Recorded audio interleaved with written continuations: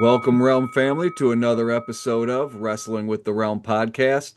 I'm Brian, one half of the Power and Glory of Wrestling podcast, and he on the other side, he is the Hercules to my Paul Roma. He's my guy, Will. Will, what are we talking about? Guys, we're talking about Saturday night's main event, specifically the November 1st edition. And let me tell you guys something about this podcasting thing. There's nothing harder than pointing. You are pointing to the opposite side. It's hard to remember. It really is. And but let's get into Saturday night's main event. Brian, let's just jump right Let's into do it. it. I actually don't know what to think about this show. I guess I'm just, you know, a little disappointed, and that starts with our opener. We have Cody Rhodes, the champion, defending against the challenger, Drew McIntyre, in this weird stipulation that I Mm-hmm. actually kind of liked for the most part. If Cody gets counted out or gets disqualified, Drew is the champion. And the build up to this match was fine, but it was weird that they played Cody being the ultimate good guy. I don't need to cheat to win. I don't need to get counted out to win. I'm gonna do it the right way. All for him throughout the match to try and cheat to win. I mean, they're trying to really build up the Cody Lander aspect. But let me talk a little bit more about the actual match before I propose a question to you. All right. This was a good match. This was actually better than their stinker at WrestlePalooza, and significantly better.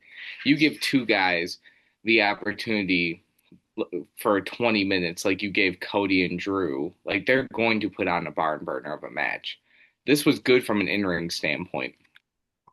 I like the suspense they built with Cody getting counted out. I actually, for the most part, don't like the 1, 2, 3, but with the title on the line and it being able to change hands through countout, Mm-hmm. I actually like that in this match. Cool spot with Cody getting knocked through the table. Yeah. I didn't know he had that in him to make that jump over to the announce table, but that was a cool spot. They actually had like Yeah. Michael Cole like falling back a little bit, and I enjoyed that. From an in-ring standpoint, I said this match was, probably their best 1-2 date, and they've had, I believe this is their fourth singles bout now since Cody has came back to the company. They originally had a feud after they were tag team champions together after the fallout of them losing. Fun fact, everybody, in I believe it was the, mid 2010s, Cody and Drew were tag team champions together. So, if you didn't know that, look it up. Wrestling. I know it's funny how these things work sometimes. It is. Brian, my question to you is, are Yep. they ever going to pull the trigger on one of these two things? Drew McIntyre being champion or Cody Rhodes turning heel? Boy. Because both of these things feel just super overdue. And I feel like with Cody cheating at the end, hitting Drew with the DDT on the belt, you're leaving the door open for now a third match between these two for the belt. Now, I know I've heard they're not going to make any big decisions that aren't necessary at a non ESPN titled PLE.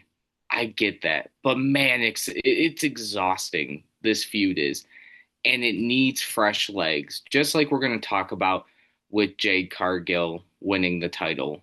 Sometimes you just need a reset, and sometimes you need a transitional champion. I don't think Jade is that, but man, it'd be refreshing for Drew to win the belt just once. Like it's exhausting to watch Cody say, "I'm not the bad guy. I'm going to win the right way," and then cheat Yeah. and still be the champion.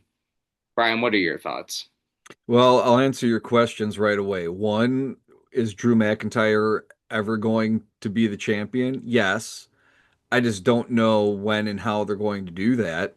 I Hmm. mean, you want to talk about two guys that are very alike with their slot on this roster is Drew McIntyre and LA Knight, where I go, they are just stuck in some sort of weird no man's land where you get to sniff around the championship and play big parts on weekly TV, but you're never going to get your hands on it. Eventually, he will, and I just hope it's something good to get us there.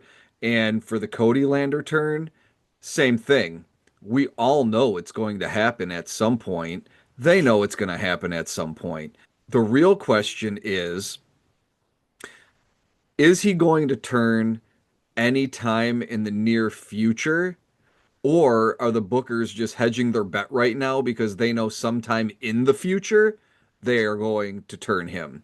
Because those are two different things. Doing all of this right now to lay the groundwork for a big heel turn and do that long-term storytelling is one thing. Doing all this now because you know 3 years from now he may eventually turn heel and you are leaving a trail of breadcrumbs to go, see, we've been telling you all along because that's not how you tell a story. That's cheating. Um, so that answers those two questions. Yeah. Uh, and some of that will go into some of my thoughts about the match. Uh, I have written down too. I like that Drew was using the stipulations to his benefit in the Hmm. beginning stages of that match. We have the whole thing on the contract signing that, oh, it's stipulations. He's not, Cody's not going to get the champion's advantage. He can be counted out and he can be disqualified, and the title changes hands. It's smart to have Drew McIntyre try to play that angle, and I think he did it really well in that match to kind of sell the idea that I got this special stipulation. I'm going to try to take advantage of it. I thought that that was cool. Um, my second note, I say, boy, they're really playing the long game with Cody Lander. That's what I have written down Ooh, they are. because it goes into what we were just saying is if you're building to tell a story, then you have to tell us that story. You can't just do a bunch of that's not storytelling, that's shenanigans. Like that's wrestling shenanigans to hedge your bet that way. So I hope that's not what they're doing. I hope that they have something in mind. Um, I have written down that we're gonna play up that angle some more, like you were saying, of oh look, he used the title with the DDT. Maybe he didn't know the belt was there. And it's like, no, we've gone over this time and time again, where when nothing comes of it, it feels like it's just the boy who cried wolf every time. In a weird way, um, I think it hurts Cody doing Hmm. this than it does helping him because my next note, I think, goes with these things too. And it's a question for you, and it's controversial, but I'll ask it. Is it just me, or is Cody getting boring, or is it just stale? Because It's I guess stale is better than boring because stale implies that creatively it's the bookers and the story group that's coming up with Mhm. this and it's not working. If he's boring, that reflects on him, which I don't think it's that either. But I have my very last note with no good story. They're killing these matches for Cody because there's no story to it. None. No. It's just, again, it's more shenanigans we do. I think I said it before on a previous podcast. I think the best post Cody finishing his story that they've told was him and Kevin Owens. And that's because Yeah. Kevin Owens does such a great job when he's playing that heel character. He's really good at that. Uh, Not that Drew McIntyre isn't, but it's different. It's not the same thing.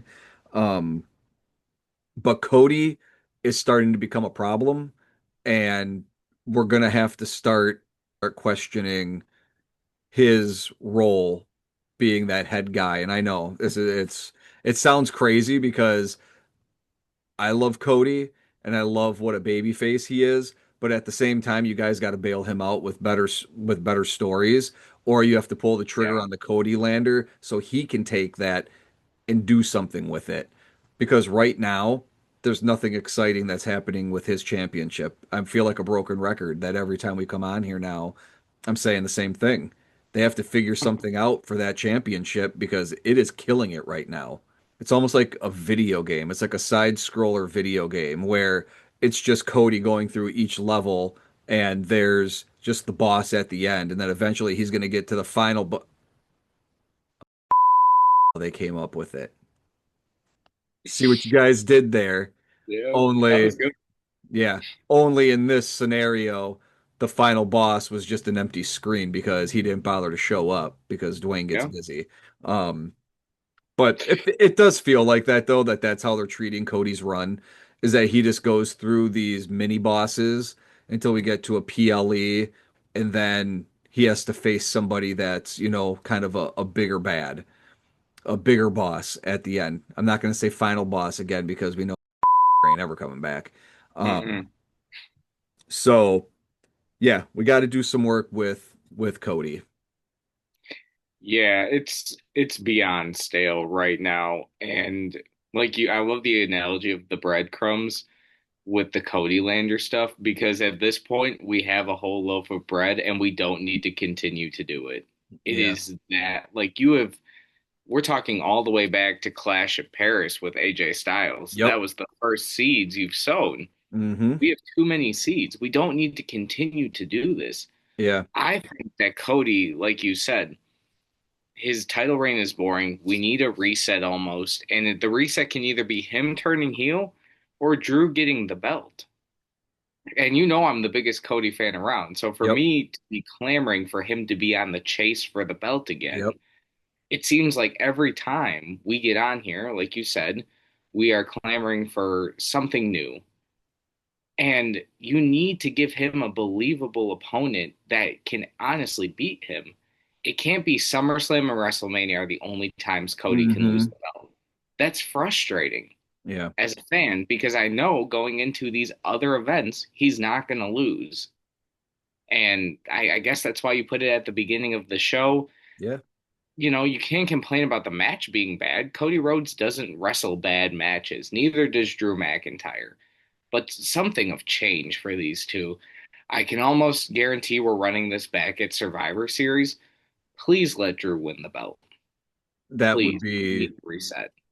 I think that that's what we need. And Hmm. again, if that's because Cody is better chasing the championship. I mean, as of this point right now, the chase has been better than the reigns.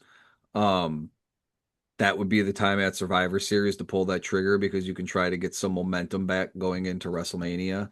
Uh, I just think that, the other thing that this is a big reminder. It goes all the way back, everybody, to our very first episodes where we blue sky booked WrestleMania. And at that time, we were talking about Cena and Cody, and somebody's going to they're going to play it babyface, babyface, and then one of them by the end is going to be a heel. And at the time, I think I was saying it makes sense for Cody to be the one to turn, and John is the face, and then we can spend the rest of John Cena's retirement tour trying to turn Cody back. A more interesting story Better. at this point. It would have been a better story for Cody. It would have been a better story for John Cena. Could you imagine an alternate timeline where we go into WrestleMania and it's face versus face and Cody has to use the belt to win at the end and that turns him heel and beats John Cena, and now John Cena's rest of his retirement tour is A, trying to beat Cody, but trying to turn him back. Imagine a match, John Cena's last match, and it's against Cody, and he puts Cody over and turns him back to the face side. That is the way that you would tell that story. Yeah. That would make way more sense. It would make sense for John Cena over the course of that time to be that true blue baby face that he is and trying to turn Cody back. and you get to that final match, think of the buildup that you would have for that. Hmm. It would have been better. But yeah, it was shining a light again on that situation where you guys botched John Cena's retirement tour, and you're gonna ruin this whole Cody Lander turn because it's not gonna mean as much as it would have meant in that moment. Like Yeah. that, it would have meant so much more at that moment, and now we're never gonna get that. So yeah. Well, I think this is the perfect transition, the perfect chance to actually talk about John Cena's retirement tour because we figure Hmm. out on this episodes of Saturday Night's Main Event that we're going to have a tournament. I love Fine. tournaments. Yeah, I Brian love loves a tournament. tournaments. I love a tournament. Yep. I don't know what direction we're going with it though, because I do believe that John Cena is going to fight Dominic Mysterio for the IC title at Survivor Series. So whoever wins this tournament is also going to need to be able to take the belt off of John Cena because I just don't see a world where we're not going to get Grand Slam champion John Cena. But we shall see. Only time will tell. I'm never going to argue against a tournament though, Yep. because tournaments create good wrestling that doesn't need a storyline. And that's always a positive. Brian, thoughts on the Cena retirement tour tournament? Hey, look, it's it's tried and true. A tournament is always good. I love a good tournament. I'm fine with it. It feels it feels like again there could have been so much more for this last match, but since The Rock ruined all of that and they could never recover, doing a tournament is probably the next best easiest thing to do because it does kind of write itself. You can have interesting matchups. You already have enough drama involved. Um, I I'm fine with it. You know, it'll Yeah. be exciting to watch the tournament go on, and then it'll be fun to see once we see who that winner is, Dom, uh, or Gunther. Those are my two picks, uh, but we will see. I'm happy that they're trying to do something. That's where Yeah. we're at. We're happy that they're trying to do something now. God. Well, now that we're done with that, we can probably move on to we can make this segment as quick as the match was, really. Got it Got good, Jade Will. Cargill You got to versus it before me. Tiffany Stratton. We have a new champion, Brian. I thought Yeah, this we was do. honestly, you may not like me saying this. I think this is the right call. It really is. We were clamoring for it on overrated and underrated, which if you didn't check that episode out, Yep. go check it out after this one. We were clamoring for a reset in the women's division. I have a few quick thoughts on this. The correct decision was a squash match here, especially if you're playing up Tiffany being injured. They pulled the Jey Uso, man. Jey Uso only loses big matches when he's injured outside of Hmm. this one on this show, but it's always the ribs for Jay. He's always gotten speared by Braun Breaker, Yeah. and then his ribs are hurt, and then he loses the big match. Tiffany, it was the knee. I think the only offense that Tiffany really got off was the Swanton bomb. Outside of that, this was domination by Jade Cargill. She had a few cool moves. The choke slam. Jade Cargill used the choke slam more. That was not a Yep. bad move for you. They are making an interesting decision. Me and you are not the highest on Jade Cargill, but she's the new champion, and you're going to build up your new big bad in the women's division. We've only Yeah. seen Nia Jax play this role in recent memory. It's refreshing to have someone new play it, but man, it's going to be tough to only be able to have squash matches because eventually you're going to have to trust Jade to go out there and wrestle 20 minutes in one of these big PLEs. Hmm. Now, that being said, there is a chance to kind of disguise her and put her on ice here. She can be a part of women's war games. December is focused on John Cena's retirement tour, and then Royal Rumble's in January. So you have a chance to kind of, not have a bigger feud for her for a little bit here. And that's not necessarily a negative thing. So, I think it's that or a returning Bianca Belair, and that's something we've been clamoring for. that's going to be a good feud, and that can happen as soon as Survivor Series. So it's going to be interesting to see what route WWE goes here with their new champion. I will say this, putting the title on a new champion doesn't fix the problems in the division. There is not a single face outside of Tiffany Stratton or Bianca Belair that could really be named that can go after Jade Cargill right now. And that is not a healthy division. And I'm not talking about the people over on Monday Night Raw Mhm. either. So you're going to need to pull people from Raw or build someone from NXT to battle Jade, or we have to wait for Bianca or Tiffany. And that's not a good place for the division. Brian, what are your thoughts on Jade Cargill being the new women's champion? Well, first thing first thing I said to my wife, I went, well, now she's gonna have to talk. Yeah. Like that's the stone cold reality of the situation is now she's gonna have to cut a promo. It's great that they turned her heel. They needed to do something with her. And again, this seems like kind of a sink or swim moment for Jade Cargill. Uh, we're giving you we're giving you a heel turn. It should be easier to play a heel because you can just go out there and have fun. Um, you can go out there and now we can do the squash matches with you because you're a heel. So that means that we could have 5.5 minute long matches like this one was. Hmm. Um, so that way, when Warrior is in when Jade Cargill is in the match, you can keep it short, sweet, and to the point and focus on the things that she can do well. I kept saying that through the whole match as my wife and I are watching. I'm going, okay, they're keeping it simple. Do the things that you know that she can do well. But here's the interesting part about that. In order for her to be able to do the things that she can do well, it means her opponent can't fight back. Her opponent doesn't get to get a lot of spots in. Well, the only way to stop Tiffany Stratton believably in your story from telling any spots is we're going to have to injure her somehow so she has no way of fighting back to make this match work. My fear is that it's hard to do that a bunch of times because we've already seen her in action. It's going to be hard to have her come out and just mow through people that she shouldn't be just mowing down. So there was that where I was like, you guys are doing what works for her, but you had to pull a lot of strings in order to get that to work. You had to injure Tiffany Stratton. They had to artificially play to her strengths, which is good. I'm glad that you figured it out. I hope that you can keep it up.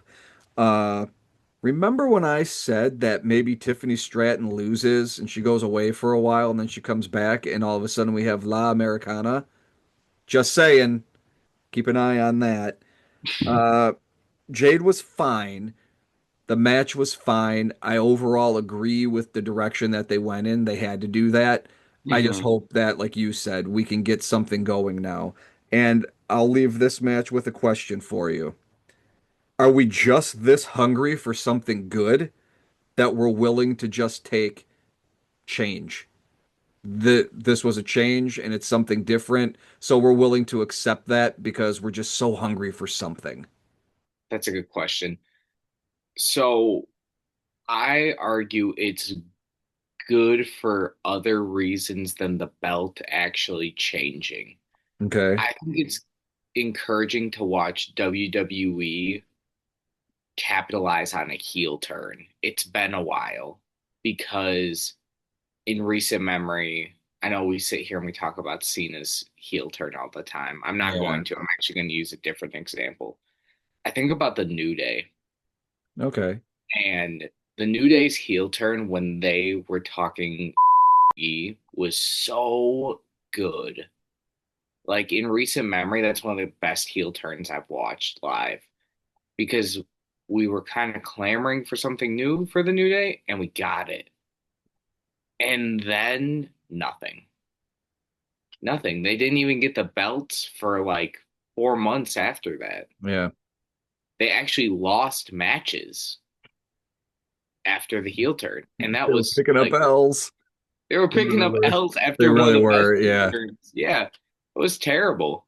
So to watch WWE be like, yeah, we're gonna finally do the Jade Cargill heel turn, and then she wins the belt, that I'm okay with. That I'm like, that's good because at least she couldn't lose that match. That was a must win yeah, match. So that, yes, that's good. Now, is it good in the sense that Jade Cargill's our best option, which I truly believe Jade Cargill's the best option for the belt right now? No, we're in a tough spot. We're missing our top. I always say I'm waiting for Bianca. yeah. We're waiting for Liv Morgan to come back. Like those are two we are truly waiting for. Who's the next best option for Jade Cargill? Probably Charlotte Flair or Alexa Bliss. Are those two leaving the tag division? No. So who does that leave her? Yeah. I don't know. I don't know. I'm going to be watching SmackDown, hopefully waiting to Nia see who's Jax. next. No, no, no, no, please no Nia Jax. But I literally had that thought. Like, Yeah. that's the only other main event scene person. Me Hmm. Chin. Okay. Okay. I don't hate Me Chin, but Julia, but Julia hasn't done anything with the U.S. title. so yeah, why would we put her in that scene? So yeah, we're definitely in a difficult spot with that belt. So it'll be Yeah. interesting to see. We'll be tuned in Friday watching that and, just hoping for the best because there's nothing more than if Jade Cargill succeeds and she's cool and she does her job well, she's going to be so over. Yeah. Like, she's going to make that company so much money if she's a good heel. And she was always better as a heel in AEW. So I'm actually excited to see her work. And I'm actually hoping that it works out well because, it'll be awesome to have a new bad guy on Hmm. SmackDown, kind of rolling through that division, hopefully. And, hoping for the best here for Jade Cargill. So, Mm. Okay. Will, you know mhm, who I just thought, you know who Jade Cargill is? It just popped in my head when you said that about she always worked better as a heel over in AEW. mm, Nobody has this on their bingo card. Jade Cargill is Sid Vicious. mm. Or he was he's a super heel in WCW. That's tough to hear. It's a big skyscraper monster. Comes to WWF. Now he's Sid Justice and is supposed to be a face. And it barely worked. And then you go, oh yeah, he's Psycho Sid. And you got to go right back. You got to go right back to the heel turn because that's Not what a bad works. player comp right there. Like that literally just I go, that's Jade Cargill. Worked better as a heel. You guys Yeah, bring him over to WWE and you work her as a face and you can tell it's not comfort she didn't seem comfortable with it. And then you have to turn her heel. You go, okay, now maybe we can do some work and make some money. So I hope that it works out, but now they have to find somebody for her. yeah. There is somebody who I think or who I hope will make this work. I don't know who it is. I'm not saying that. I'm just saying that they have to be there somewhere. I Yeah, mean, Jesus. they're somewhere in the back. Somewhere in the back. They could be down in Orlando at the developmental center NXT Well, or something. But I know where they are. They're on Monday Night Raw, and her name is Rhea Ripley, but you're not moving her from Monday Night Raw to be on SmackDown just so you could have her with Jade Cargill. But there you go. There's a fix that would work, and you would sell tickets, but they're not doing that. So yeah, now we have to go to the next woman up. I don't yeah, know. It'll be no, interesting because if those tag belts do come off of Charlotte and Alexa Bliss, then I go, okay, now you can throw them back into the single scene and you can have something with any combination of those three with Jade Cargill, Charlotte Flair, or Alexa Bliss. You can make something work with that. I mean, yeah. I guess they're gonna have to, but yeah, yeah. We'll see. I to answer the question that I asked you, I think it is good because it's the right thing to do and it's going to make it more exciting. So I think it is good.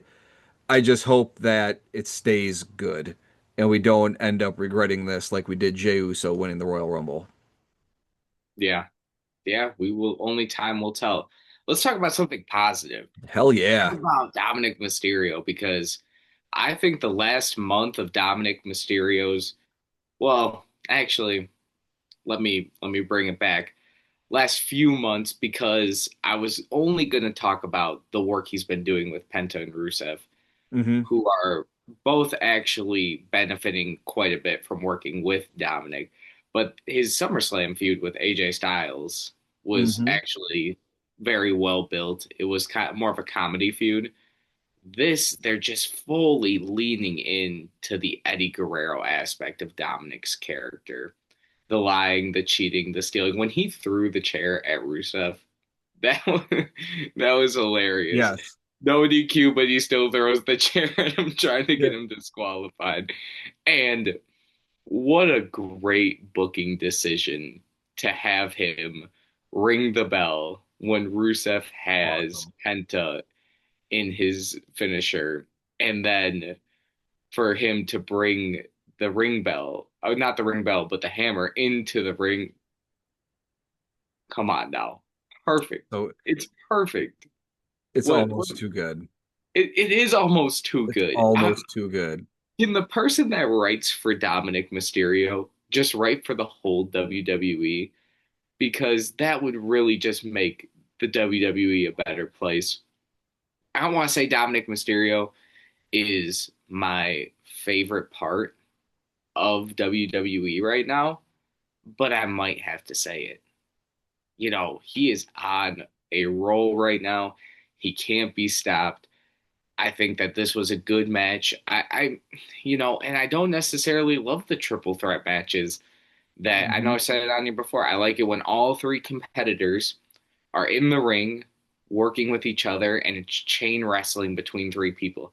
That wasn't that this match, but it never will be that with Dominic. Nope. Like he's going to get double teamed right away and he is going to eat finishers and spend 35 to 40% of the match outside of the ring, just laying down on the ground. And that's okay. He is that exception for me because it just works with his character so well. Dominic Mysterio was the right person to win this match. I'm happy that the other two got a spot on a PLE because their feud without Dominic has actually been really good TV on Raw. So they're continuing to build Penta to look strong. He is more directionless than Rusev is actually. Rusev actually, I don't know where this ends up for him, but Hmm. they are building him to be a monster. And, you don't see mid card guys get world heavyweight championship title shots, but if you were, like, Rusev's your guy. Yeah. He is a great heel. And there's no room for him to go feud a CM Punk right now because there's just no breathing room up at the top on Monday Night Raw. Between Braun, Bronson, Jimmy, Jay, and of course our champion Punk. But if he ever just needs a one-off match, Rusev is your guy. He's Hmm. putting forward great work. And I don't know if there is somewhere here on this podcast me actually shedding negative light on Rusev when he came back because I believe I said something or I said this to you when we were at work. I said, man, our Raw after WrestleMania return, it was Yeah. Rusev. Yeah, you Yeah. said it at work. Yeah. Yeah. I was just like, that kind of just sucks. And I was wrong. I was dead wrong on Rusev. He had another great match here, and he's been putting on bangers ever since he came back. So shout out to them. This is a great match. It actually might be my favorite match of the card. And I think it's most people's, but I really did enjoy this one. Brian, you're dressed up for like him for a reason. What were your thoughts on this match? Well, I'm dressed up like him because he's the greatest intercontinental champion, the greatest luchador, the greatest Mysterio of all time. Look, Dom is over. I'll say it. Dom is my favorite part of WWE right now. He's my wife's favorite part of WWE right now. We love him in this house. Um, this is the match of the night. And Hmm. this is what a Saturday night's main event match should feel like. And I'll get to that when we get to the conclusion on our overall thoughts. So everybody stick around for that. Um, Rusev, Rusev is underrated. I know we just did him on overrated, Yeah, we underrated, really but did. if there was ever a doubt about it, Rusev is underrated. He's been working his since Yes, he he got has. back. And the note that I put with that was, I just hope they find a good story for him Hmm. because he has been putting in the work that I hope that he doesn't fall through the cracks like Shinsuke Nakamura or something like that, where you know what I mean, where it's like, where did he go? He just gets a little bit hot and then just fizzles out. Like Rusev back in the olden days, you would have put the IC championship on Rusev. Like he just would have been that worker week in and week out with that championship. So all kinds of props and kudos to Rusev. Uh, Penta, speaking of Jade Cargill and playing to your strengths, once again, we play to Penta's strengths. And Hmm. Penta's a lot of fun when he's in a gimmick match. And they've been doing this a lot with him, and I'm fine with it. Like, it's not always a bad thing. If you know you're really good at something, focus on that. And Penta can be a lot of fun, but it has to be these types of matches where it's a triple threat or there's some sort of gimmick to it where he doesn't have to be the focal point the whole time. Penta in small doses really works well, and it works well like in this type of match. And they've been doing a lot of that with him lately, and I think it's actually helped him a lot because when we were going week in and week out with Penta just having one-on-one 21-minute long matches, it wasn't working so good. So I'm glad that they're focusing on the things that he can do well because it actually played really well for this match. They did a great job between him and Rusev. For some reason, they're both the face characters, even though last time I checked, I don't think Rusev is. But because Dom is Dom, he's the de facto worse than everybody. So Penta really played it a few times, like, oh, hey, man, we're supposed to be on the same team. Like when Dom ducks and Penta hits Rusev with the hammer, and Penta is literally like, oh, it's like, dude, it's a triple threat match. Who cares? You know what I mean? But Yeah. it's funny, and all of that kind of stuff helps Dom. Uh, did you see Rusev scare the kid? Everybody No. go onto your YouTubes or your social medias, and Rusev, if I can find it, I'll put it in. It's during the match outside of the ring, and Rusev is out there, and he's kind of close to the barrier, and there's a kid, maybe 10 years old, maybe, and he taps Rusev on the arm a couple of times, and Rusev turns and goes, "Don't touch me!" And the kid's like, "Ah!" The kid freaks out. It was really funny. Rusev scared the kid. So that was a lot of fun. Um, God, Dom is good. Man, oh Yeah. man, is he good. Dom, I said this before, everybody, and I'm gonna keep saying it now.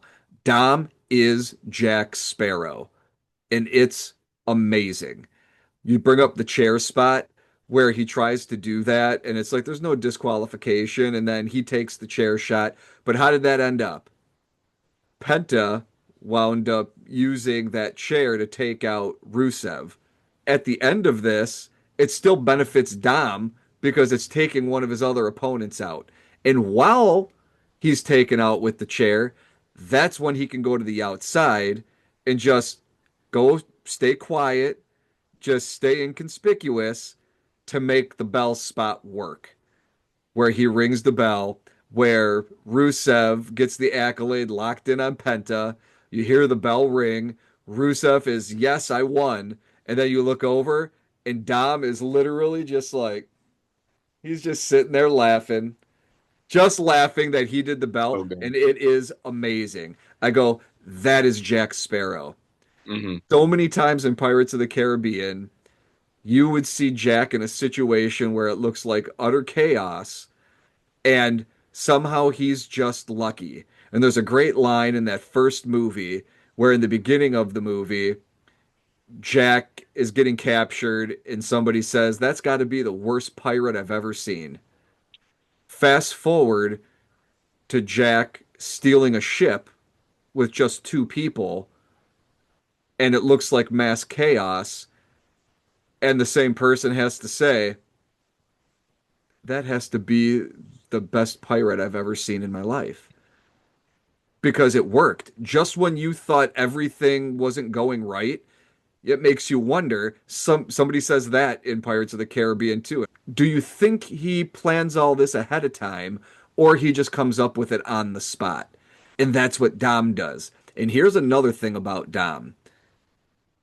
Liv getting injured, as much as that sucks because we lose our MVP from the past year, it gave Dom a chance to, for once, as long as I've been watching now. I know Yeah, there's more history with Dom, but from the time that I've been watching where this heel Dom has existed, Dirty Dom, he's had Rhea Ripley, he's had the Judgment Day, he's had Liv Morgan. He's always had to get the rub off of somebody else, and it's he's almost been a sidekick character. He was played for laughs with Rhea Ripley and Liv Morgan in the beginning of that feud. He has taken himself and established himself as an individual on his own yeah, that he can hold his own. He doesn't have to have any bells and whistles anymore, which is why I can't wait for Liv to come back because it means that whatever happens in that storyline is going to be so much better now yeah. because there's so much more to Dom right now than there was when Liv got hurt. And when Dom does turn face, you wouldn't even have to ever do a big face turn for him any in the foreseeable future. All you really need to do, again, is just have him keep doing what he's doing, but he's doing it to other heels and he's doing it to faces. If you keep Yep. doing that, you don't have to change what he's do. You don't have to change anything. You just change the context of who he's doing it to, and it works just as well. So good. Match of the night. Dom is awesome. The main event, the World Heavyweight Championship, the vacant World Heavyweight Championship on the line. CM Punk versus Jey Uso. You want to know what was shocking about this match? Relatively clean. I was expecting a lot of interference, and it's up on our TikTok if you haven't, go check it out. Hmm. I was sitting there saying, I hope I'm wrong. I hope there is no interference, and this is a clean match, and Yep. CM Punk just wins.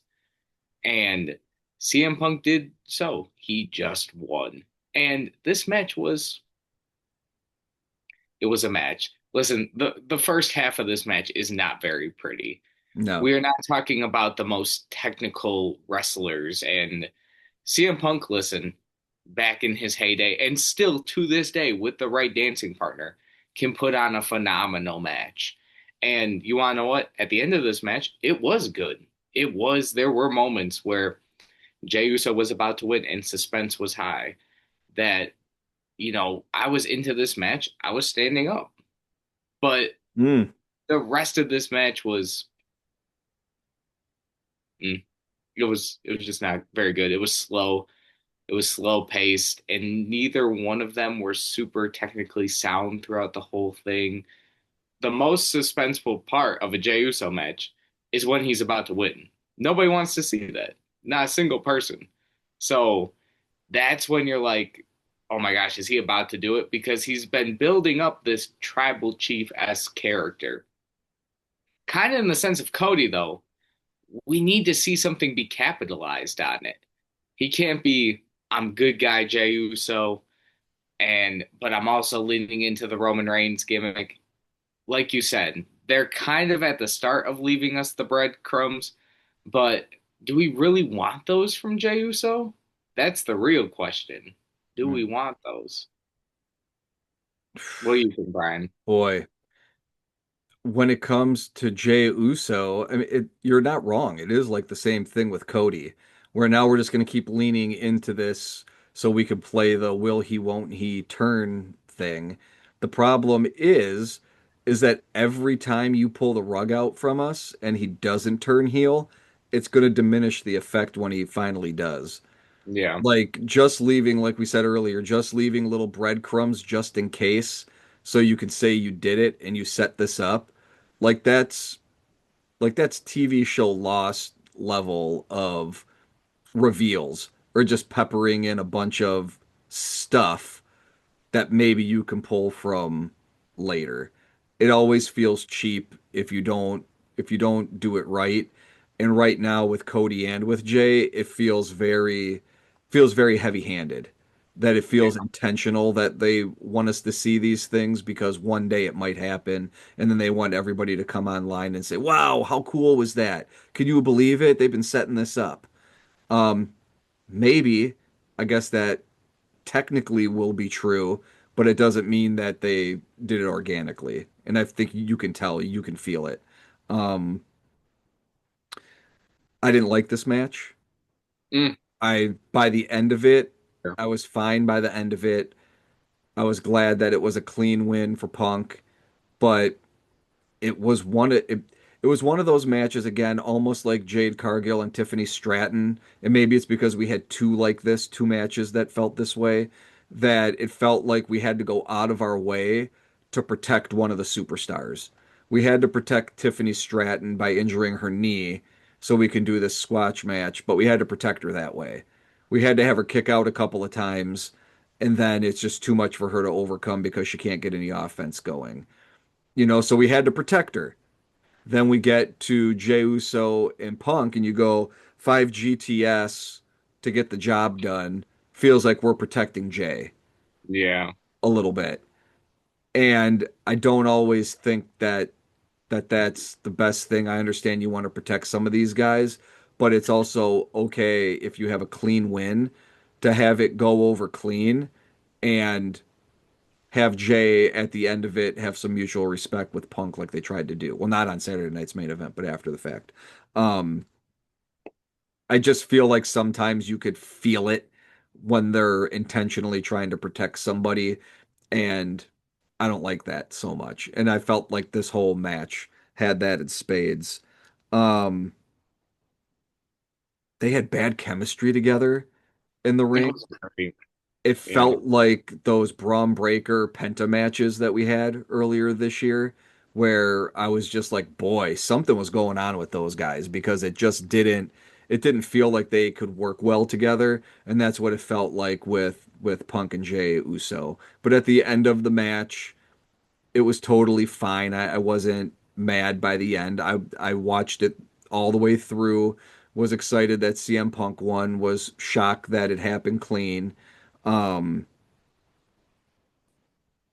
I just it it was fine. But the one thing that was in this match that I was excited about is I think we have our Shockmaster moment of the night. You take it away. Shockmaster moment of the night, botched neck breaker by Jey Uso. Terrible. Absolutely terrible. As Charles Barkley would say, terrible. Horrible. It's terrible. The whole thing is terrible. It was It was horrible. It seemed like Punk gave kind of a stiff kick after that to Jay and then promptly went right back to the neck breaker again to do it right. And that stood out like a sore thumb. And I went, oh, we got our Shockmaster moment of the night. And it was great because we Oh, almost got yeah. through the whole thing without a legitimate Shockmaster moment of the night. I thought for sure Jade Cargill and Tiffany Stratton. That match came on, and I was like, Shockmaster match. And then it didn't happen. And then with Dom, I'm like, oh, we don't got to worry about it in this because this match is going to be fun. We almost got through the whole night without a Shockmaster moment, but don't worry, Jay came to the rescue. So, Yeah. Dude. Shockmaster moment of the night, botched neck breaker. Dude, back to back. First of all, if we can find this clip, play it right now. And then we can follow it with Jey Uso hitting himself with the chair That's what I was going to say. of Palooza. Yep. Back to back Shockmaster moment of the night. Yeah. Jey Uso might be the Michael Jordan of Shockmaster moment of the night. He he's got a lot of wrestling ahead of him. He's not going anywhere. That's what I want everybody to know from this match. Just because he lost this world title match, Right. he's still going for this Roman Reigns-esque character. The full heel turn will happen. he will win a world championship off of this. Just because it's not right now doesn't mean it's never going to happen. I would predict maybe post WrestleMania we switch it up with a Jey Uso title reign as a heel, and he will be the world champion. And to get there, we will have more Jey Uso Shockmaster moments of the night because he's just a step behind sometimes. Yeah. And being a step behind CM Punk, that that's not where you want to be. No, And you don't want to be there.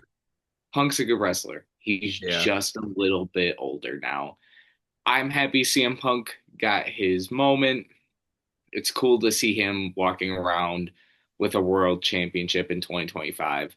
Not on my bingo card. If you were to tell me 5 years ago that CM Punk would be back in the WWE, that'd be crazy. So it's cool. I look at it more as that Punk's finally champion, and I'm happy to see that. Overall, Saturday night's main event, November 1st. Gosh, 1 out of 10, Brian. Oof. 5 because I'm a positive. I try to be positive with the product. I'm giving it a 5. Yeah. Yeah, one would have been that's a little too low. That's like Ricochet was not on this broadcast. There is no need for a one. There is no need. Hey, No. if we had like a Mike Botch Shockmaster, oh boy, Ricochet would be rolling in that bedazzled stormtrooper helmet. Yeah. Look at you, Ricochet, up in here. You got that? I tell him, I said, this like big old Uncle Fred. I'm gonna put this mask up on you, and you're gonna go out there and you're gonna get on that microphone and you're just gonna mother. You ain't gonna be able to get no words out of your mouth. I'm telling you right now. My You're gonna God. go up there, try to be the American dream, and you're gonna be the Samantha Irvine Man of the Year up in there, riding on your wife's coattails. So Good. Saturday night's main event. If you go back to our first review of the first one of this revival last year, I was super excited. Saturday night's main event was a staple of my childhood. It always meant something fun on NBC. We're not on NBC anymore. The whole point of Saturday night's main event was for 4 times a year to show your product on broadcast TV to try to get new eyes on your product that otherwise may not watch you. Well, that's done. We decided we're not doing that because now they're just on Peacock, which is fine, but all of the charm of Saturday night's main event is gone. The retro feel is gone. The referees don't wear blue shirts and bow ties. Jesse Ventura isn't there. They've kind of abandoned it, and it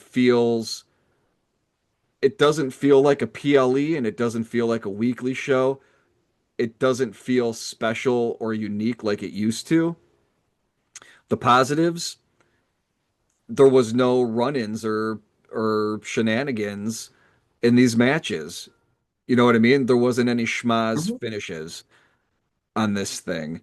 And that was surprising. I appreciate that. Um, but not having that old school feel and the old way that we used to do it, which they never got to, by the way. The first couple of episodes felt pretty good just for that retro nostalgia feel. But the one thing they always used to do back in the 80s is there would always be little vignettes or skits, or there was a theme for the night. And there was things that would happen, and it felt a little more fun. And the closest thing that I've ever watched recently that felt like that was NXT Halloween Havoc a couple years ago. And I was like, Mhm. wow. I was like, this feels like how it used to be in the 80s. I think they need to try to insert some more of that fun stuff, and it may help with the state of things right now. So, all in all, the Dom match was great. It was a lot of fun. We had titles change hands, which is always exciting. But Yeah. at the end of the day, I agree with you. I'm going a 5. It was just right in the middle. I'm not I'm not going back to watch. I lied. I will go back and watch Dom again. I actually will do that. Uh, Look, I said I like Dom so much that I'm actually starting to like this championship. I'm a sucker for my nostalgia in the 80s. I hated this belt. But since Dom has had it, I actually kind of like it. It's Saturday night's mid event did it to us again, Brian. But to bring the vibes up, I got some Pokemon cards, some Yes. prismatic evolutions. So as I'm sending us off, we'll try to get this thing open. Man, they Yeah. sealed this one like crazy. Uh, all right. Hey, Brian's been killing it on the TikToks and our YouTube shorts. He's the man. We appreciate him for that. We have a ton of content on there, Yeah, we and do. you guys should go check out the TikTok and the YouTube shorts. You may or may not see Brian cutting a promo, and that's pretty sweet. We both did that on Halloween.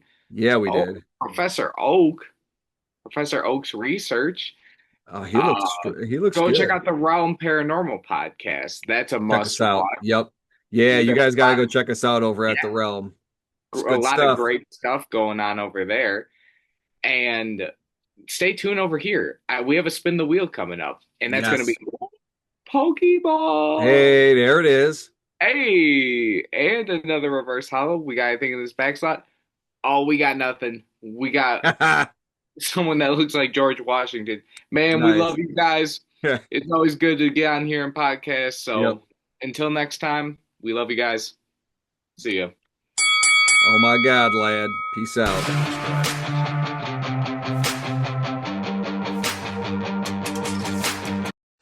Again, I'm sure that actually I don't know why there's a reason why they wouldn't have done that other than The Rock. God, he sucks. But I suppose this would be a good time to say I'm just like not just a Dom super fan. Halloween has just passed. I was Dom for Halloween, and I thought I could get one more go with this costume in before my beard fully grows back. I had to shave the stash. So I thought, what better time than for Saturday night's main event where Dom stole the show? Yeah.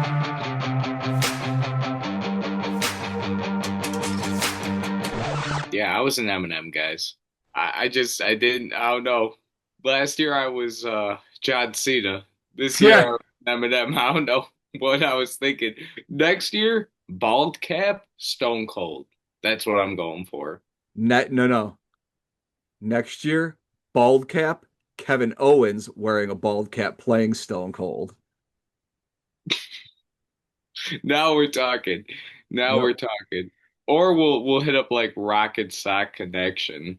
Yep. That would be Oh, that would be good. good. Now Oh, we're that brainstorming. You no, guys are because getting then in one of on us has to be the Rock. yeah, nobody wants to be the Rock.